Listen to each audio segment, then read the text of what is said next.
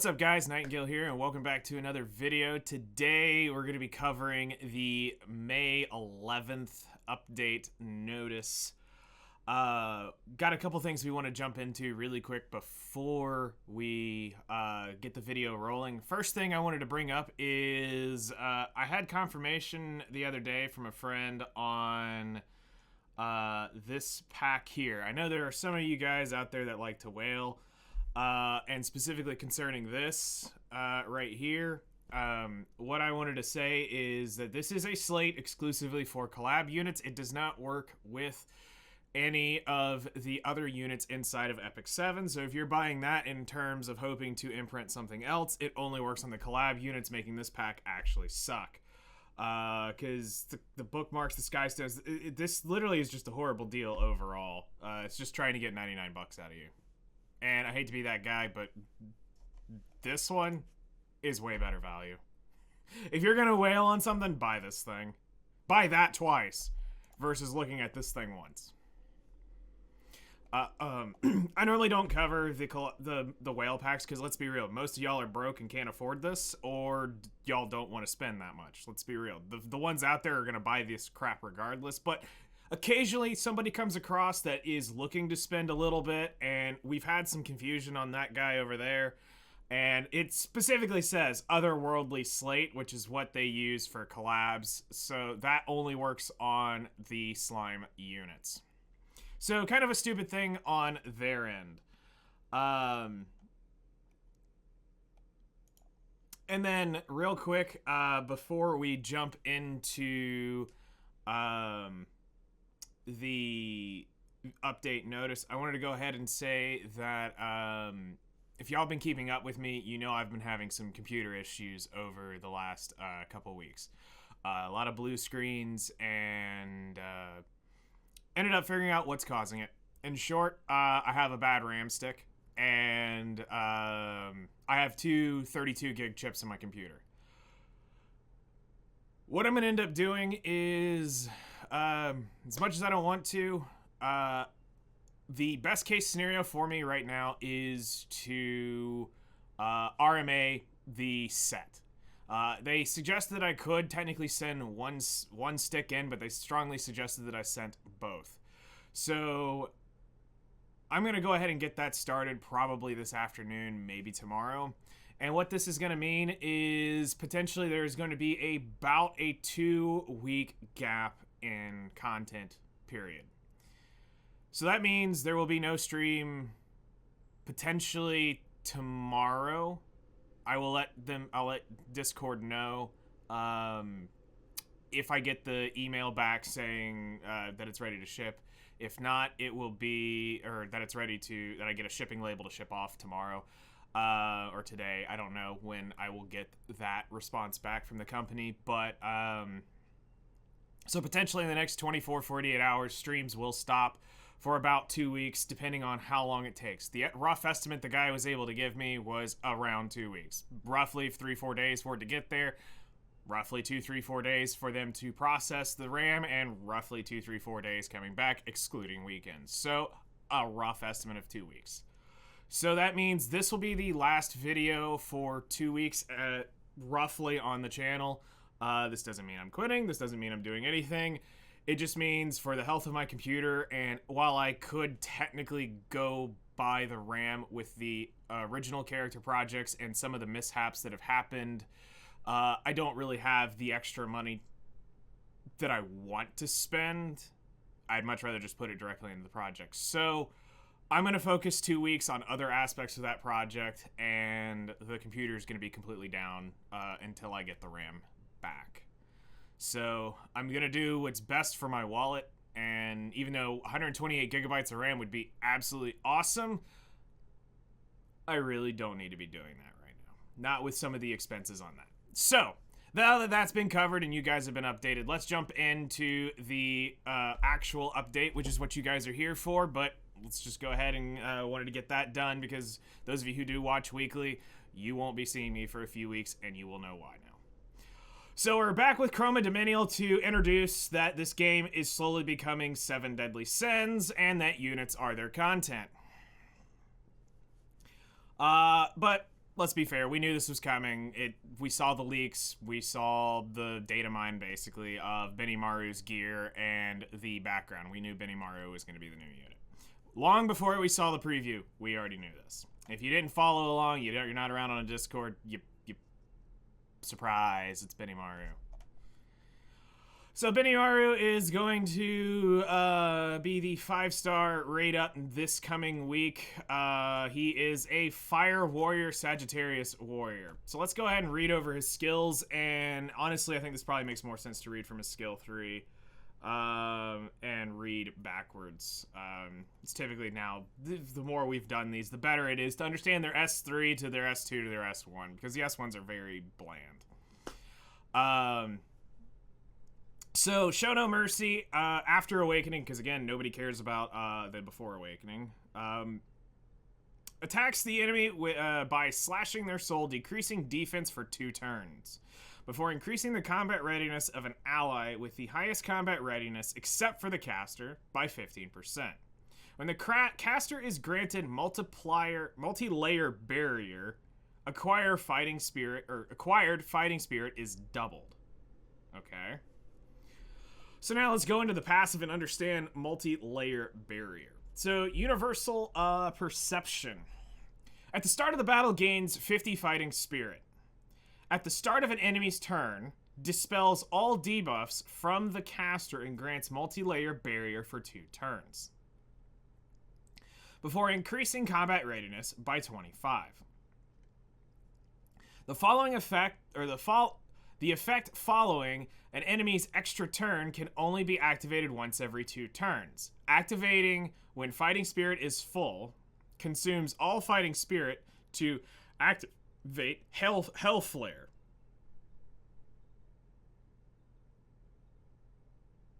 At the start of an enemy's extra turn. Okay, so he's basically here to punish extra turn units. Dispels all, or attacks all enemies with a dark flame sphere, penetrates the target's defense by 30%. And when the caster is granted multi-layer barrier, penetrates the target's defense by an additional 30%. So you get a total of 60% def pen off of this attack. We should have put the bingo board up for all the BS mechanics. So great, once again, we nullify defense yet again. Multi-layer barrier increases hit chance by 50%. Oh my god, Symbol of Unity. On steroids. And is unaffected by debuffs and harmful effects. Multi-layer barrier cannot be dispelled. Oh wow, look at that. An undispellable debuff. Shocking. Or an undispelling buff. Once again, wow, I'm so shocked. So, yeah, just shoe his butt and he's done with. Okay. So yeah, shoe's literally his worst nightmare. Cuts the enemy to attack when the caster is granted multi-layer barrier, increased damage dealt. It's just a basic. It seems like they're missing text on this thing.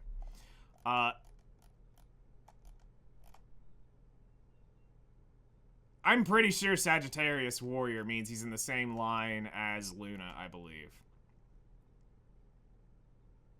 I believe Luna's a Sagittarius Warrior. Or she might be Libra. I can't remember which one she is. New artifact. So Benimaru's Taki. So, we only care about this thing at max because it's 75% of this. Not. So, at the start of the first battle, has a 100% chance to grant immunity for 1 turn. Why? At the start of the turn, when the caster does not have a debuff, has a 100% chance to increase attack for 1 turn. Okay, so his artifact's stupid and pointless. Immunity's dead, and you're gonna have a unit 99% of the chance that's gonna be able to give you an attack buff at any point in time during your fight. So, he's a warrior. He already has access to a gigaton of OP artifacts. Why would you want this? Other than to say, oh, I collected it. Or, I think this would be great. Immunity's dead and attack buff is cheap. You can get that anywhere. So yeah, just if you want him, you can go pull for him. Side story, cook-off week 2, hooray, more cooking. So the next round will be available. So week 2, we now have access to rounds 2 and 3. And this will be available to the end of the collab. Lead hero will now include Benimaru from last week, and now you'll be collecting mushrooms. Drugs are bad, okay? So that means upgraded Dragon Knuckles and Benimaru's artifact will be your rated up artifacts. If you do have them, for whatever reason, don't go out of your way to get, for sure, do not go out of your way to get Dragon Knuckles. It's horrible, and his is practically useless as well. So usual stuff per side story. You're gonna have story stages. Beat the hardest stage you can beat when it comes to the difficulty. If you can't beat the highest stage difficulty, continue on going through just like you normally do. Go to the highest one you can beat, and it still will be the most efficient one you can possibly do for you.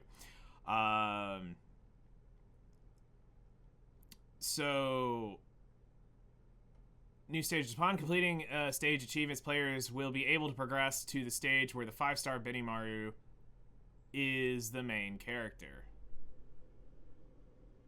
Okay. And you're going to have another week of getting another Shuna dupe and another part of the flawless garments. Your Molagores, your promotional materials, all the usual shop stuff. This is the most efficient place to get it if you're going to be getting it. There are adjustments, an issue where exclusive equipment could not be equipped after acquiring the exclusive equipment via the achievement before completing the exclusive equipment tutorial has been fixed. Adjustments have been made to ensure that players enter travel in the special side story Slave Cook-Off. They are moved to the location where the mission can be completed. Nice! That's great. So he will be rated up for the last 2 weeks of the event, so 511 to 525. I want to be excited for this. I'm sorry, guys. I really want to be excited for this, but it's literally the same crap over and over and over again. I love Ancient Inheritance. It's a cool game mode, but my gosh, it is copy pasta every single 5 other Ancient Inheritances. Yes, I'm glad it's simpler to navigate, because having to navigate people around this thing, especially when you have a bunch of randoms, is absolutely infuriating to have to deal with. They're over there picking flowers, and you're over here trying to kill a boss, and you're like, God, if you only got over here, we could get this thing done faster. But that's fine. People have the attention span of a squirrel. So, this will be available from 5/15 to 5/29. We got the 2 weeks to knock this out. You'll need to be in a guild of 16 or more members. You have to be ranked level 40 or above. As usual, every time we say this, it doesn't matter if you are a brand new player and you're starting in, you can still be helpful to your guild. You can go exploring. Don't pick up anything if you are going to be that person. Use your stamina just to move through the map to expose it.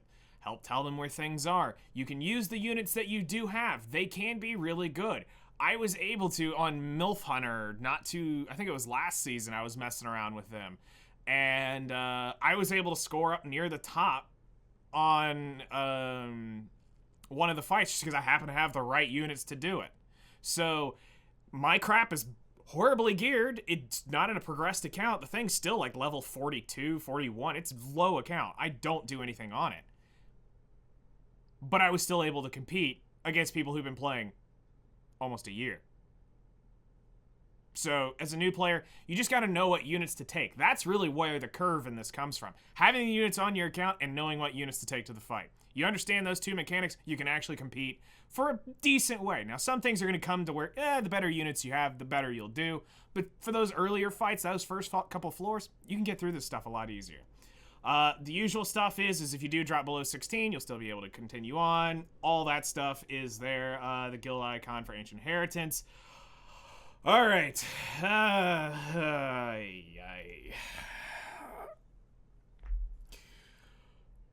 This one kind of sucks. All right. Let's go see what's up. So the exchange shop will be an attack set and Molagores, greater modification gems, and things of that nature. All right, ladies and gentlemen. Before I actually look at this, I'm going to go ahead and say the sword is crap. Chances are universally, the sword's crap, the chest is decent, they screw up one of the accessories, and the boots are probably the boots are probably going to turn sus as everything. Alright, so let's see what they've got. The boots is a crit set, and it's health, crit damage, and attack. So, here's the crap thing about this. This is great if it hits health once, and you stay into the attack, crit chance, crit damage for the rest of the way. If this starts hitting health, the attack becomes absolutely useless on this thing. You want this to be defense if you're going to be rolling for an HP unit. HP units, you want HP, defense, crit chance, crit damage. For attack-based units, health is good, but not what you want to roll into. So this significantly gets worse because you're trying to level a HP-based or an attack-based unit. The sword is crap. It doesn't have crit damage on it, which literally voids this thing out being good at all. You don't want to be splitting your rolls between attack, speed, crit chance, and health.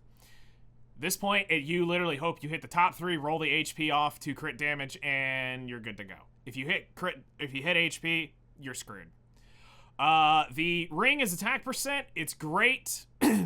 I probably would prefer defense here because we didn't have defense on the boot, so I would like to have had defense on the ring so that I could add a little bit there. But this is a good ring. Again, unfortunately, it is crit set, so it's kind of useless for a lot of the things that I want, because I'm either going pen or torrent on a lot of my stuff. I don't need crit sets for anything. And if you're a wyvern farmer, this stuff's dime a dozen to you. While it's a nice set, do keep in mind it will rickroll you, so don't get too excited. The neck actually is hype, but it's an attack necklace. Other than brand new players, this isn't helping you out. The helm. The helm is absolute garbage as well. It needed crit damage on this as well. They don't understand how to make PvE gear from these PvE sets. They do this crap, and it really gets under my nerves that they do not put crit damage on these. They try to split the rolls out because they don't want to give you too good of a set, but at this point, you're literally giving out an attack set. You could at least thrown us a bone and put crit damage on these things. Because that's literally the whole point of this thing. This is going to be... This gets so much worse because if you start hitting HP and attack, this thing gets a lot worse for what you're trying to use it for. The chest is perfect. There's literally not a darn thing I can say about this chest. This chest is exactly what you want as a chest plate. The only other difference is depending on where you are, you want HP or you want defense on the unit. But since this is an attack-based set, it doesn't matter. You're hoping for the bottom 3 stats anyway, but the health is good. So, once again, Smilegate does not know how to make Ancient Inheritance gear. It is very clear every single season. There's a couple really good pieces and a couple slap-in-the-face pieces. Now, I know some of you are sitting there foaming going, oh my god, it's a 5-speed piece. Do keep in mind, when it's rolled 5-speed, it has a much lesser chance of getting rolled. Now, you're like, well, where's the factual proof on it? There is no factual proof. It's a great running tinfoil theory that most of us here can attest to. If there's 5-speed on it, it rarely rolls it. Or if it does, it min rolls. And then you're going, well, there goes the 5-speed. Now it's basically a 4-speed piece to begin with. So, don't get too excited about it. It is an attack set. You're not going to be using this on a high-end PvP unit. And why I say that is, unless, for whatever reason, your sword dodges crit chance on both of these pieces, there's a handful of units that could use this. Theoretically, your Senya could technically use these 2 pieces, because she doesn't need crit. The new, not SSB, but the new Bologna could technically use this set if you don't hit crit chance at all on this thing. It could theoretically work for her. But with ML Bologna, only a handful of you probably are going to have her. So this is a PvE set at best. It's good for certain parts. It's got a lot of potential, but We know how rolls go around here. We know this is going to split roll on the boots across everything. We know it's going to near split roll across the helm. And even then, do you really want to be rocking around on a 20 speed attack helm that's now breaking a potential hit or resist set for you? No. That could have been a torrent set. That could have been, it could have been a torrent. It could have been a pin set. It could have been a resist set. It could have been, for some of you that still somehow believe in it, it could have been an immunity set. So, running broken pieces is nice for certain builds, but I'd rather have it on a set that matters, you know? I'd much rather have a 2-piece set. So, anyway, moving on. Let's go talk about the next content of the week, which is Twisted Eidolon Kayron. So, ladies and gentlemen, you finally have got him. Please shut up. I am tired of hearing you ask for ML Kayron. It's been 2 years you asking for this dude. He's here. Now shut up. He will be a thief. So shocking. Alright, Scorpio. Cool. Alright, so as we said, it's better to read their S3s and then move backwards. So, after Awakening for Sword of Requiem, because again, before Awakening doesn't matter, unleashes the power of the demonic sword to attack all enemies, and a successful attack inflicts 2,000 additional fixed damage. When the caster is enraged, fixed damage increases to... Rimuru said, I noticed you copied my beard. 10,000 fixed damage. When the skill is available according to the cooldown count, decreases damage suffered by 30%. When suffering a critical hit, when one or more damage reduction effects is granted, only the strongest is applied. So this will not stack with an adamant shield is what it sounds like. So don't stack him with an adamant user. Yeah. And it's AoE. So at that point, he's literally just a better Rimuru now. Why is this a thing? The thing is I am way less mad about this than I am Rimuru, because he's an ML5. He makes sense. Rimuru is not an ML5. He doesn't make sense to have that. So that's the weird thing. I am way less mad about this being on him, but I'm more mad about it being on Rimuru. But it's, yes, we're literally going to be sitting here talking about 10k for 4 units or 3 units. Oh, and he doesn't need 8 buffs to do it. He can just be enraged and do it. At the start of the battle and at the end of the turn, adopts a counter-attacking stance for 1 turn.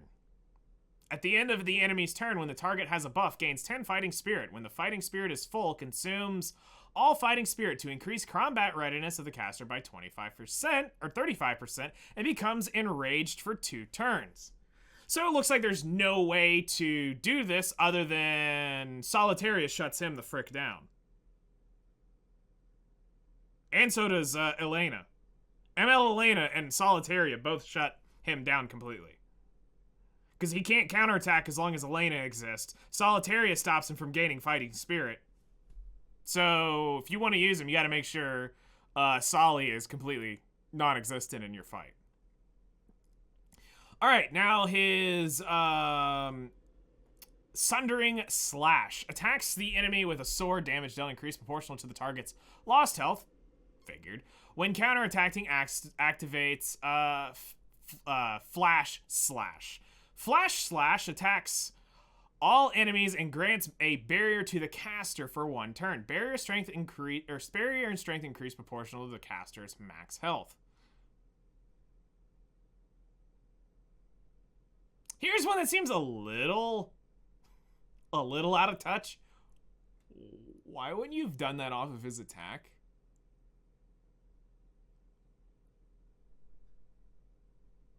He's gonna have higher attack than he is gonna have HP. Unless people are going to try to build this bro, like, Unless they're literally going to be going tanky with him, trying to get the 10k fixed damage to do the work. Thankfully, it's only on his S3. He can't do that anywhere else. And the good news is he's not immortal, so you can just kill him. So get your ACIDs out and say goodbye to Kayron. Literally, at that point, build a slow, absolute Giga Nuke ACID that can one-shot anything, and this Kayron's not going to exist to be able to do any of that. And if you try to build him fast, he's not going to have the HP to live through it, so just have something else kill it. Sure, you'll take 10k to the face on everything, but heal through it. Alright, moving on. Other improvements and adjustments. Corvus and Peacemaker Furious updated Fury to Indomitable. Okay. New visiting lobby 5-star hero update will be changed before entering the lobby. Okay. World Arena. Starting round 2, World Arena mode will no longer feature a pre-ban hero selection screen. Instead, heroes banned the previous round will be automatically registered in the list listed as pre-banned heroes for the next round. Okay. Dialogue box fixes, AP, exchange, battle, issue journal, acquire exclusive equipments, Malim and Shuna were not displayed correctly. Some quests for Adventure Path will be changed. Win 10 battles, particularly 20, 30, okay, yeah, so I mean, that's just some stuff that they needed to fix. Equipment score filter, artifact will be removed, that's fine. Alright, so that really appears to be it. So yeah, that's gonna be it. Ancient Inheritance, and Benimaru and Kayron. So for me, I am going to go out on protest and just not pull Benimaru until they decide to run Xion. And if that's the case that they never run Xion, then I never pull Benimaru. I'm tired of Benimaru and the slime collabs. Every time one shows up in any game I play, he's always there. And I'm just tired of him. I'm bored with him. At least the Rimarus have all somewhat been different, and in the case for Malim's been pretty different in every single one of them. But for Benimaru, it's pretty much the same bro doing the same thing every time. But what hasn't been really thrown around is Xion. So for me, you can join me if you want. You don't summon this round. Hopefully, they'll bring Xion next time. I'm going to save for something else this year that's probably going to be more OP than dies to Shu fodder. This literally Benimaru dies to Shu and Luna very quickly. Because his whole shtick is extra turns and debuffs. Luna and Shu definitely don't need those to kill him. So, of course, pretty much everything dies to Shu.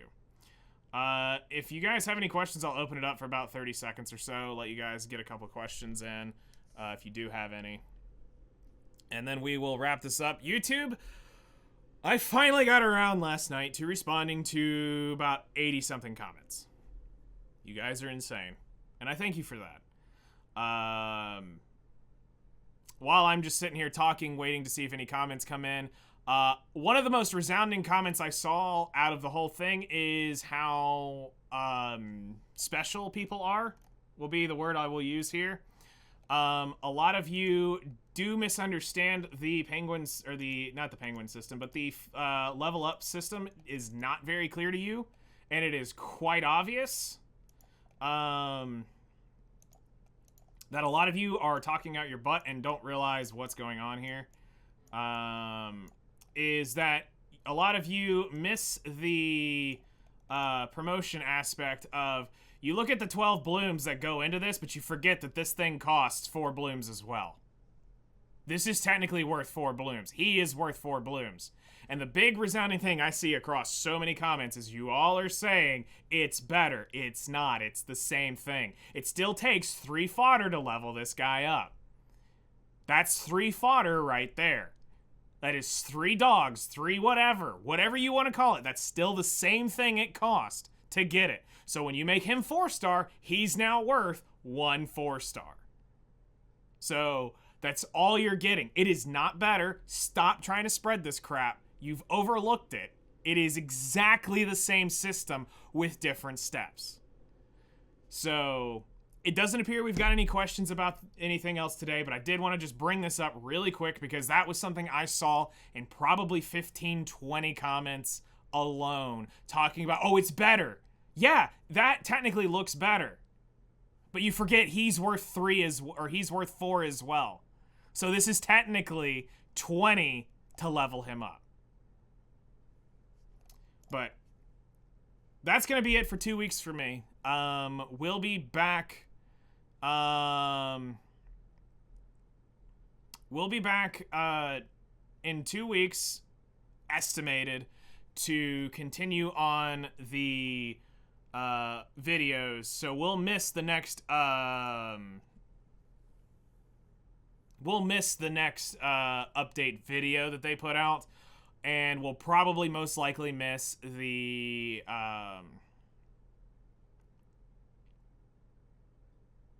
following is what I'm assuming.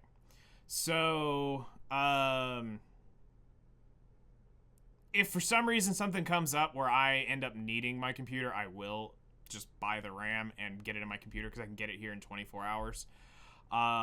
So if something major does come up that I absolutely need it for work, I'll get back to it. But for right now, estimate that it'll be 2 weeks from today or tomorrow when I start back everything. So for those of you on YouTube, y'all enjoy your next couple weeks. Finish out the rest of the slime collab. TLDR, farm as much as you can, get all the stuff, make sure you get all the exclusive equipments because there will not be a chance to get it. Don't chase artifacts for any of the slime units. They're all absolute hot garbage. The units, Malim, Rimuru to Benimaru, in that order for new players. Players that have already summoned before, it's just Benimaru for you. If you're going to go out and protest like me and not summon for the next run at least, then you'll join me in Team No Benimaru this year. And then we'll come back and hopefully there's some cool stuff going on, and I'll try to summarize any questions that I see pop up on YouTube for you guys. Feel free to hit them up wherever we're at, and for those of you, you can come on Discord and ask questions there as well, because I will have access to my phone at least, and a laptop to be able to talk on Discord. But yeah, y'all take care, and we'll see you in the next one.